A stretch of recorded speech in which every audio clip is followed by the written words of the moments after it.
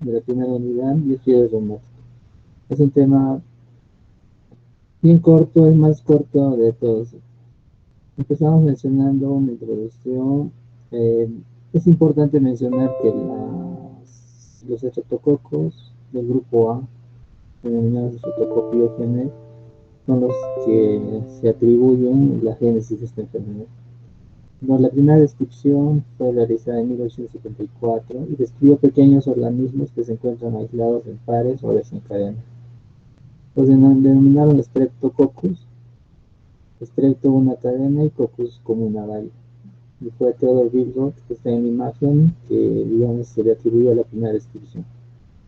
La verdadera importancia le fue descrita por Louis Pasteur en 1879, en que aisló este microorganismo de los úteros y la sangre de mujeres con fiebre puerperal, ¿no? Y además demostró que el estreptococo era el agente etiológico responsable de la enfermedad que causaba mayores tasas de mortalidad de mujeres recién nacidas en ese momento. El refinamiento adicional del nombre estreptococo provino de Felix Ullis en 1934, quien examinó bacterias aisladas de lesiones operativas y las denominó Streptococcus pyogenes. Piopus genes formación. Entonces, como ven en la imagen del lado derecho, se ve como una especie de cadenita, de, como decía, ¿no? Como unos cocos o formación de valles, como lo denominaban antes. Esto ustedes también lo van a estudiar en microbiología. Y si hacemos una perseverancia, digamos, una visualización tridimensional, más o menos se podría ver de esta forma. Entonces, en este paper que está publicado el año 2017, 18 mejor dicho, donde se mencionan los criterios de diagnóstico, se menciona que la fiebre reumática es una enfermedad inflamatoria multiorgánica autoinmune que se produce como resultado de la infección del estreptococo betamolítico del grupo A. Entonces, es una enfermedad autoinmune que se produce como consecuencia de la infección del estreptococo betamolítico grupo A. Esa es una complicación no supurativa. Se presenta en 0.3% de todos los pacientes que tienen una infección por este estreptococo. Los pacientes desarrollan diferentes tipos de manifestaciones, ¿no? Carditis, artritis, corea, eritema, nódulos, lo vamos a ver más detalladamente. Entonces puede haber una primera infección, un primer episodio y se pueden seguir otros episodios. Generalmente esto afecta a personas jóvenes. Entonces por eso se debe hacer una previsión primaria y también una previsión secundaria para evitar la recurrencia de los casos que son muy frecuentes en esta situación. Entre la epidemiología, la fiebre reumática es una enfermedad que presenta en todas latitudes, aunque su epidemiología es muy diversa. La incidencia anual varía entre menos de 0.5 por 100.000 personas en países desarrollados y más de 100 en países pobres. No hay lugares hay lugares en donde se evidencia con mucha frecuencia esta enfermedad.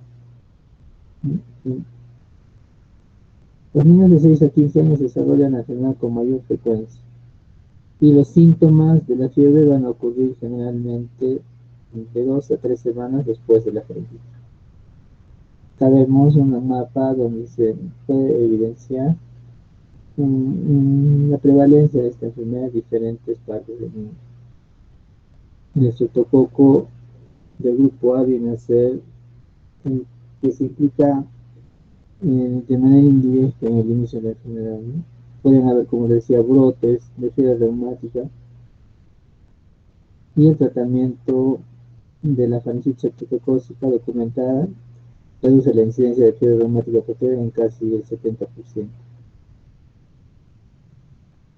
Bueno, el estreptococo es una bacteria gram positiva, pertenece al grupo de bacterias acidoblásticas, son anaerobios aplicativos y catalasa negativa. Tras una infección faríngea de estreptococo, la activación del sistema inmunitario conduce a la presentación del estreptococo a las células T. Las células B y T responden a través de la producción de inmunoglobulinas y activación de linfocitos TCD4. En individuos susceptibles hay una respuesta inmune reactiva cruzada que se cree que está mediada por mimetismo molecular. Existe una respuesta cruzada como resultado, y esto da como resultado las características clínicas de la fiebre reumática.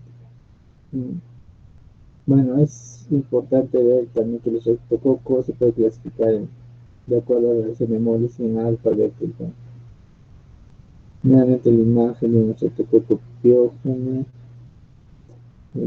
factores de virulencia del estreptococo, cápsula, y la cetolicina O, el 15S, ADMA, SAP.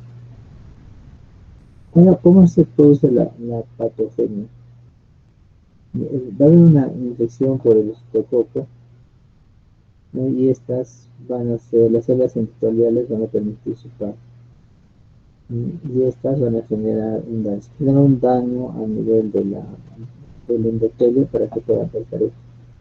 Entonces, vemos en esta imagen cómo estos estreptococos de grupo A van a penetrar, por ejemplo, acá en el epitelio faríngeo, luego son presentados por las células principales del tejido, en este caso macrófago, a los linfocitos T, a los linfocitos B. Se produce activación de los linfocitos B, también se produce una activación de grupos específicos de linfocitos T. Los linfocitos B generan anticuerpos y estos anticuerpos van a ir a formar en algunos casos complejos antígenos anticuerpos y desarrollar y depositarse en diversos tejidos, produciendo las manifestaciones clínicas. Por ejemplo, la artritis puede ser el resultado de la formación de complejos inmunes. Vemos acá, por ejemplo, la formación de complejos inmunes en este lugar. Esto da reclutamiento a células inflamatorias y produce un aumento de volumen de la sinovial membrana, ¿no? Y se produce artritis. En el caso del sistema nervioso central, la manifestación más específica viene a ser la corea de Sydenham, también conocida como mal de Sandito, que caracteriza por la producción de movimientos y conductas anormales. Entonces, en este caso, las neuronas de los ganglios basales son atacadas por los anticuerpos contra los carbohidratos del grupo A, ¿no? Es como un mimetismo, como una equivocación. Las reacciones sobre los superficie de la neurona y van a producir eso para la liberación de dopamina, aumenta los niveles de dopamina que va a conducir a los movimientos anormales que son característicos de esta maldición. El eritema marginado viene a ser otra manifestación y podría deberse a anticuerpos contra los carbohidratos del grupo A que reciben en forma cruzada con la queratina y no los Después también tenemos las manifestaciones cardíacas, que son las manifestaciones más frecuentes en,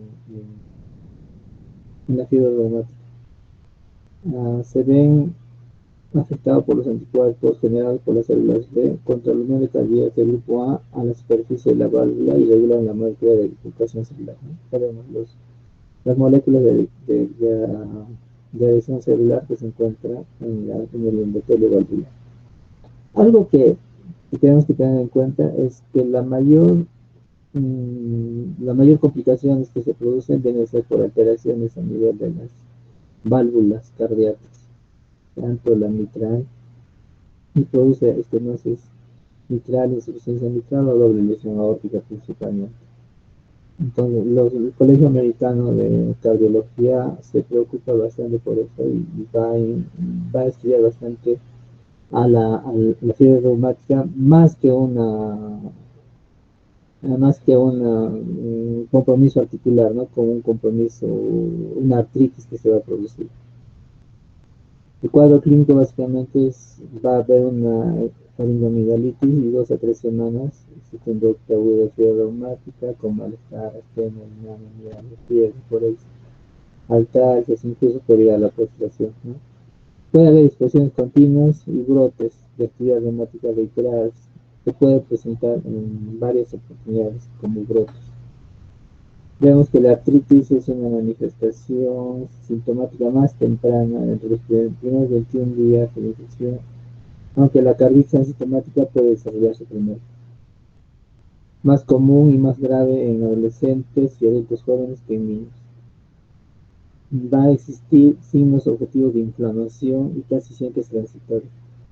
La artritis puede ser lo suficientemente grave como para limitar gravemente el movimiento. En general, la inflamación afecta a varias articulaciones. La sucesión rápida y cada articulación se inflama durante 1 o 2 semanas. Es una poliartritis. Las rodillas, los tobillos, los codos, las muñecas son más comúnmente afectadas. Aparece artritis en diferentes articulaciones. Se superpone dando la aparición de que la enfermedad migra. Por eso se denomina que es una poliartritis aditiva migratoria. Es decir, que existen más de 5 articulaciones afectadas, se van aumentando otras y van migrando, ¿no? Se van de una articulación a otra. No es una poliartritis. Se resuelve sin tratamiento aproximadamente 4 semanas y no hay deformidad articular a largo plazo. A diferencia de la R, que va a producir daños, va a producir erosión ósea, esto no. Muchas veces autolimita. Pero lo que puede pasar es que puede haber brotes y volverse a presentar.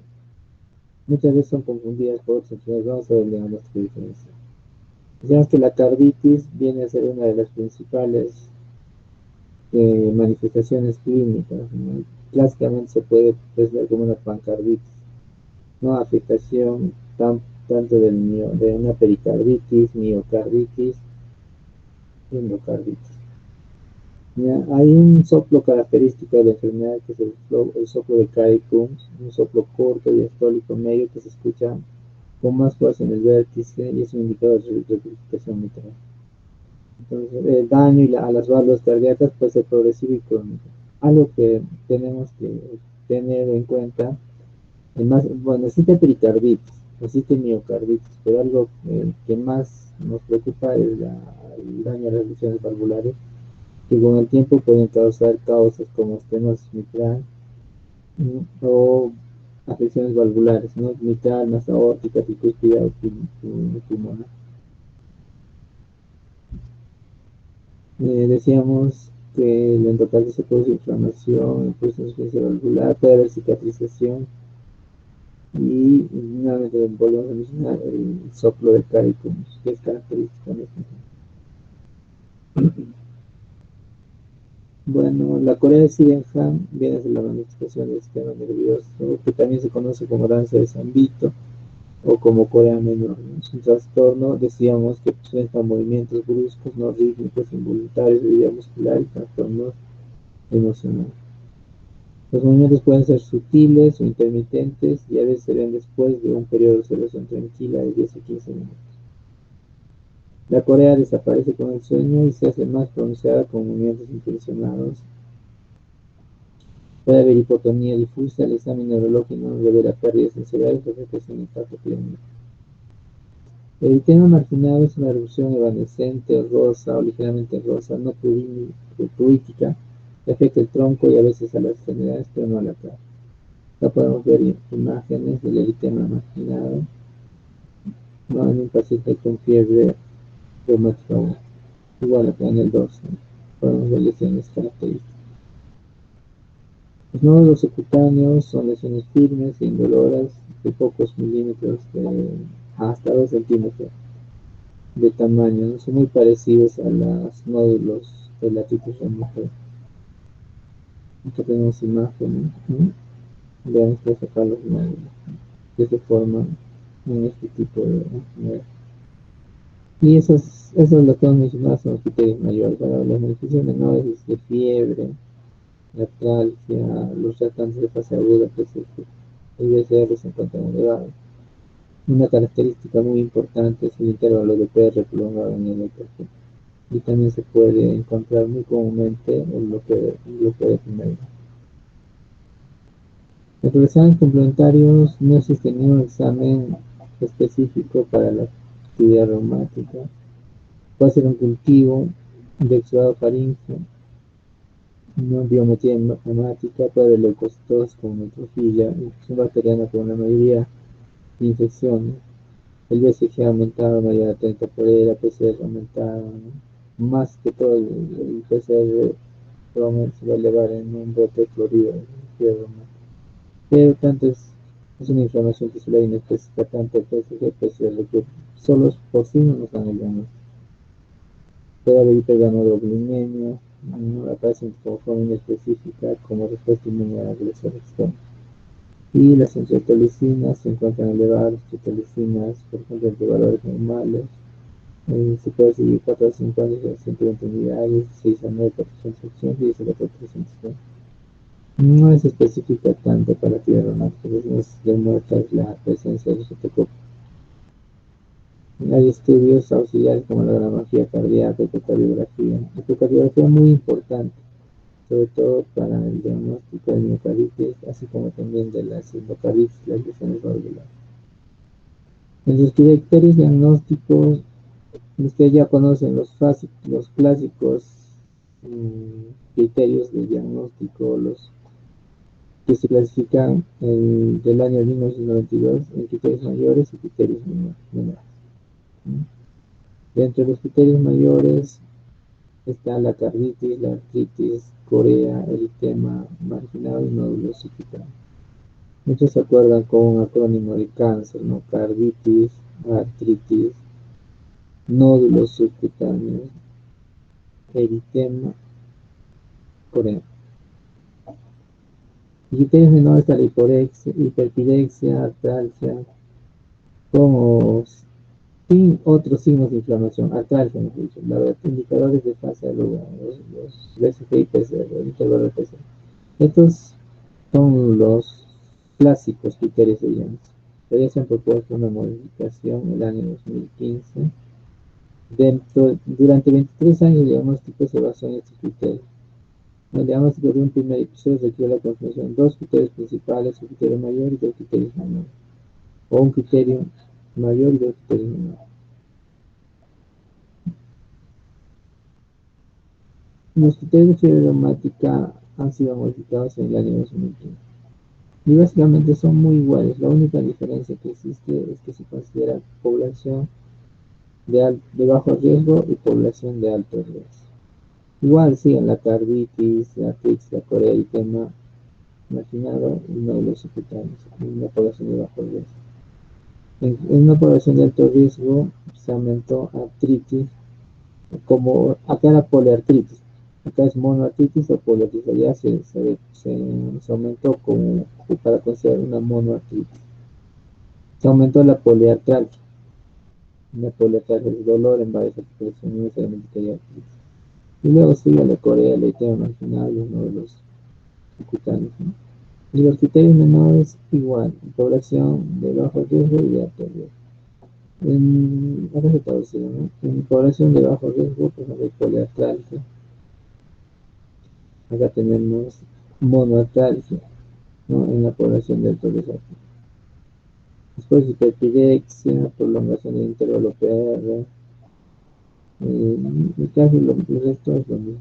Es poquísima variación.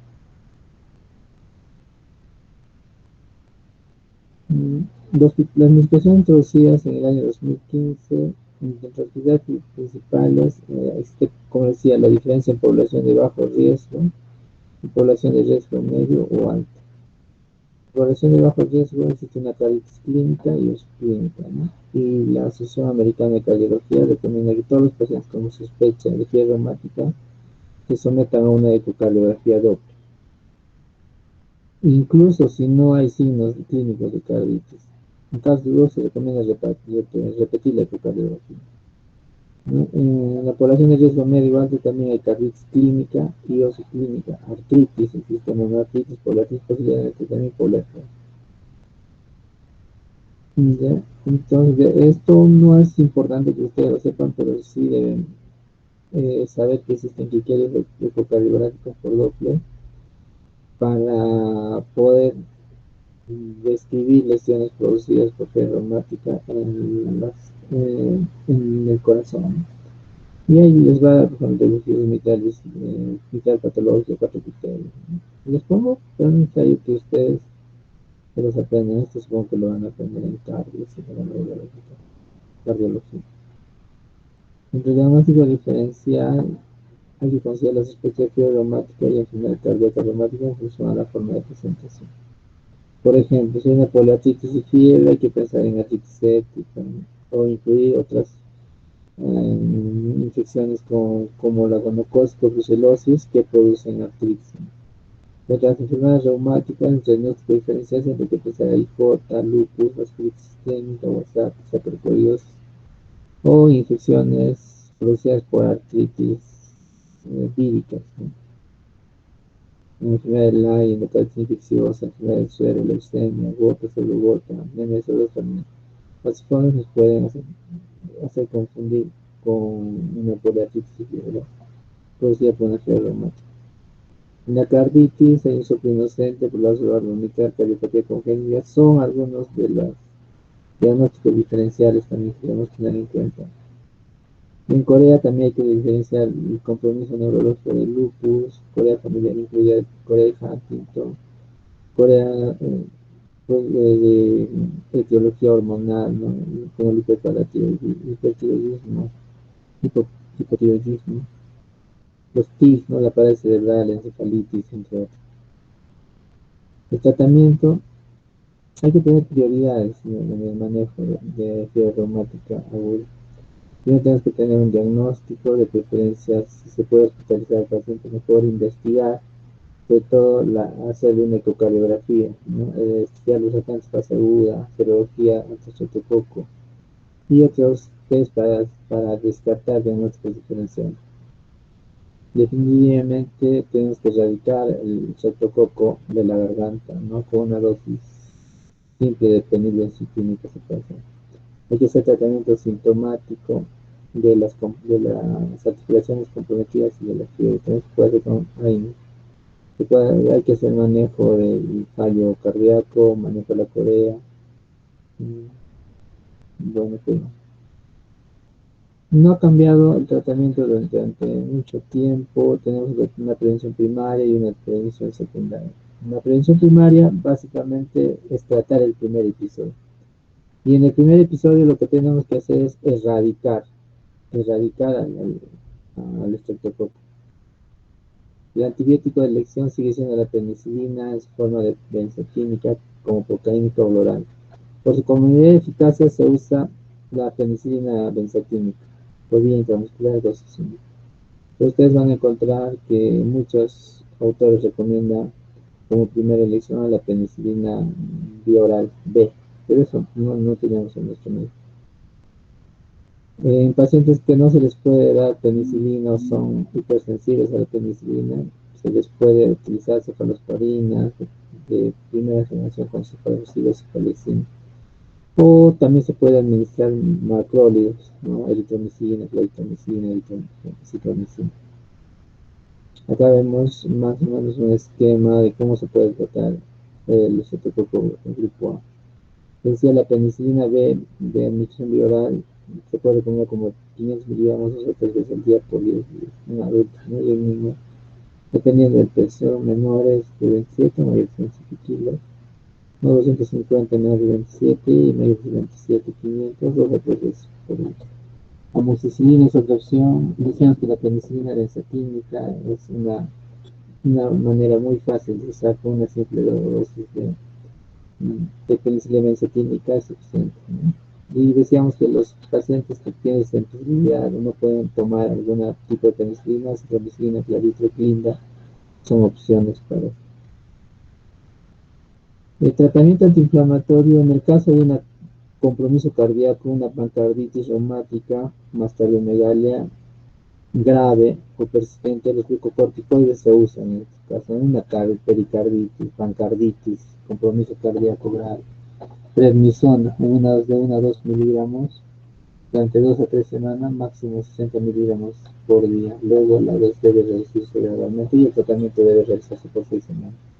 Es importante usar los corticoides como la prednisona en este tipo de manifestación como es la pancarditis.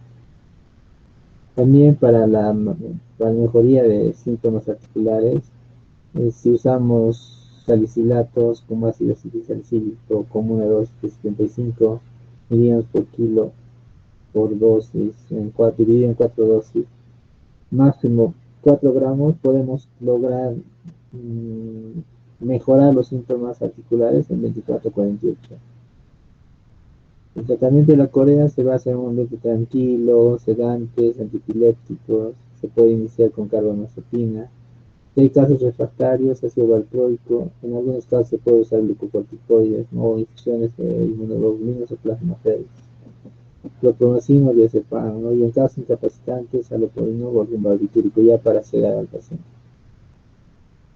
La prevención secundaria permite la prevención de recurrencia, ¿no? Basándose en el hecho de que ante una recurrencia hay un daño vascular sostenido, ¿no? Sobre todo esto para evitar los daños valvulares a largo tiempo, ¿no? Está de manera ampliamente difundida la administración intramuscular de penicilina benzatínica, que ha sido el pilar de la profilaxis secundaria. Acá podemos ver las recomendaciones internacionales para prevención secundaria de fiebre reumática. Por ejemplo, estas tenemos acá de la OMS, la recomendación, las penicilinas intramusculares en función al peso, del intervalo, ¿no? Si hay bajo riesgo, 28 días, y si hay un riesgo importante, cada 21 días. Y sin carditis hay que darle hasta 5 años o hasta que el paciente llegue a los 18 años. Los 5 años o lo que se llegue primero, ¿no? Si el paciente cumple 18 años, hasta ese tiempo. Si existe carditis curada o regurgitación mitral leve, hay que dar el tratamiento por 10 años, o al menos hasta que llegue a los 25 o lo que se presente primero. Ahora, si tiene una carditis moderada o grave o ya ha tenido una cirugía, ya este paciente debe recibir inyecciones de penicilina durante toda la vida para evitar la recurrencia y evitar el daño valvular posterior. En Australia y en Estados Unidos es muy parecida las recomendaciones internacionales de prevención secundaria. Bueno, eso es en forma resumida y rápida esta enfermedad. ¿Alguna duda, alguna pregunta que tenga?